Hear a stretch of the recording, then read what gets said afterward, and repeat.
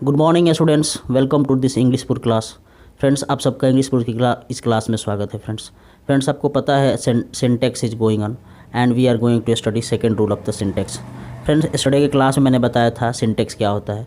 तो मैंने बताया था कि वर्ब का मेल जो होता है वो सब्जेक्ट के अनुसार होता है, और आगे क्लास में मैंने ये भी बताया था कि जैसा सब्जेक्ट होता है वैसा वर्ब होता है। तो उसी क्लास को आगे बढ़ाते हुए आज की क्लास में हम लोग सेकंड रूल देखेंगे, जो आपके स्क्रीन पर लिखा हुआ है। फ्रेंड्स देखिए, लिखा है यदि दो सिंगुलर शब्द काउंटेबल नाउन, मान लीजिए कोई भी काउंटेबल नाउन है, जैसे राम है, मोहन है, काउंटेबल नाउन एंड से जब जुड़ जाते हैं तो यहाँ वर्ब जो होता है फ्रेंड्स वो प्लूरल होता है। ठीक है ना। तो यही रूल कह रहा है आज की क्लास में रूल नंबर 2 कह रहा है कि यदि दो सिंगुलर काउंटेबल नाउन जो है एंड से जुड़ जाते हैं तो जब भी उसके साथ वर्ब होता है वो प्लूरल होता है। तो फ्रेंड्स देख लीजिए, मैं चूँकि दो एग्जाम्पल के माध्यम से आपको क्लास को आगे बढ़ा रहा हूँ, और आपके बोर्ड के एग्जाम में आपका 4 एग्जाम्पल्स आता है। ठीक है ना। तो 4 एग्जाम्पल्स आता है, लेकिन मैं आपको 2 बता रहा हूँ, चूँकि थोड़ा आपका टाइम भी कम लगेगा और जल्दी से हम लोग क्लास को और रूल को समझ भी जाएंगे। तो इस तरह से रूल नंबर 2 में ऑप्शन आपका ए सही हो जाएगा फ्रेंड्स। ठीक है। अब आइए हम लोग आज की क्लास में रूल नंबर 3 देखते हैं, और बहुत इंपॉर्टेंट रूल है। कोई एग्जाम हो और इसे क्वेश्चन आए असंभव है, इम्पॉसिबल है फ्रेंड्स।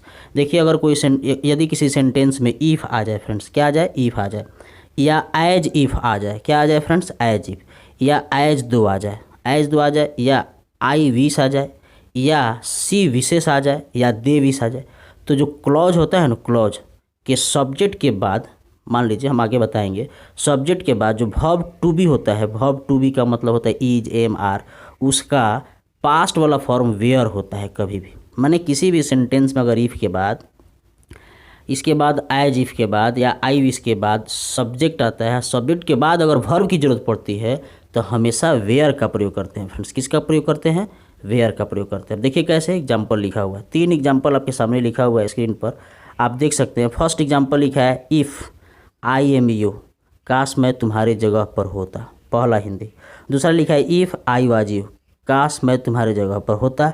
और तीसरा लिखा है इफ़ आई वेयर यू। तो मैंने आपको बोला था ना कि इफ़ से शुरू हो या एज इफ़ से शुरू हो, यहाँ सब्जेक्ट कोई भी हो, सब्जेक्ट यहाँ कोई भी हो, सिंगुलर हो प्लूरल हो, लेकिन वर्ब हमेशा प्लूरल वर्ब का प्रयोग किया जाता है, अर्थात वेयर का प्रयोग किया जाता है। सेंटेंस, किसी भी सेंटेंस में वेयर का प्रयोग लगाएंगे, माने इस तरह का एज इफ फॉल।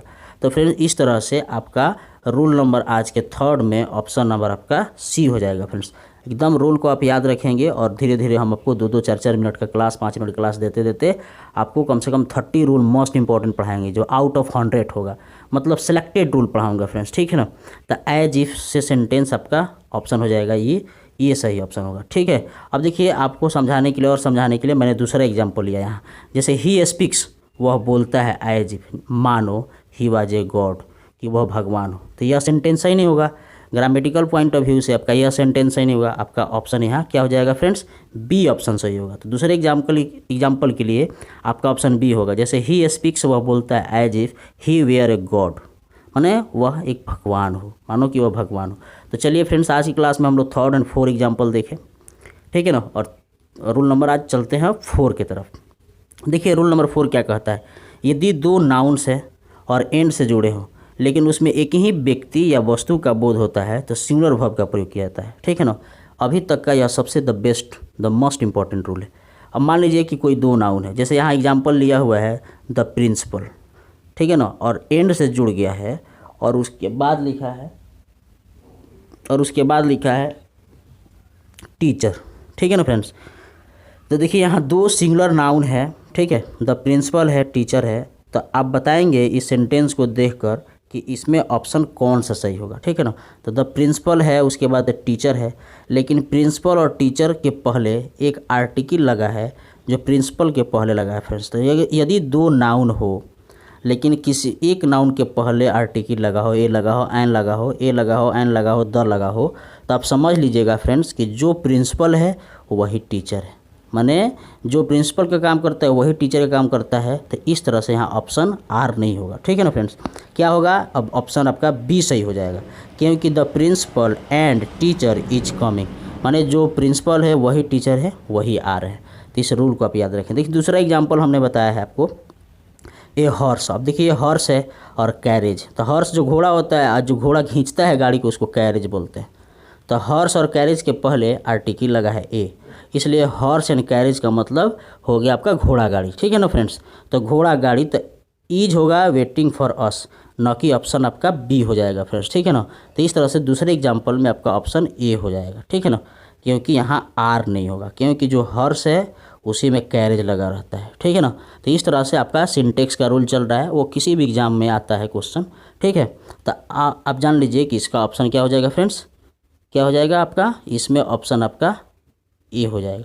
अब देखिए नोट मैंने लिखा है, आज की क्लास में बहुत इंपॉर्टेंट नोट लिखा है जो आपको देखने की ज़रूरत है। जैसे लिखा है the poet and the philosopher. कई बार तो क्वेश्चन ऐसे आता है the poet, and A the नहीं आता है, एंड के बाद से द नहीं आता है।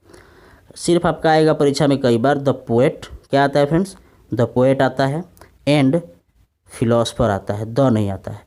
तो जब भी द पोएट आ जाएगा एंड फिलोसफर आ जाएगा तो इज डाइड होगा, क्या होगा, इज डाइड।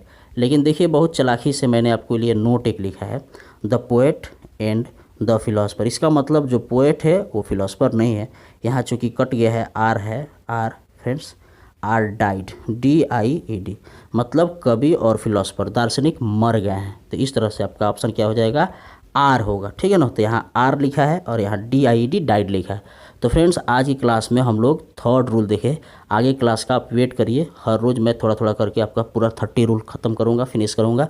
तब तक ले इतना ही फ्रेंड्स, यदि आप मेरे चैनल पर न्यू हैं सब्सक्राइब करें, अपने दोस्तों के बीच में शेयर करें। तब तक all the best, thank you for watching.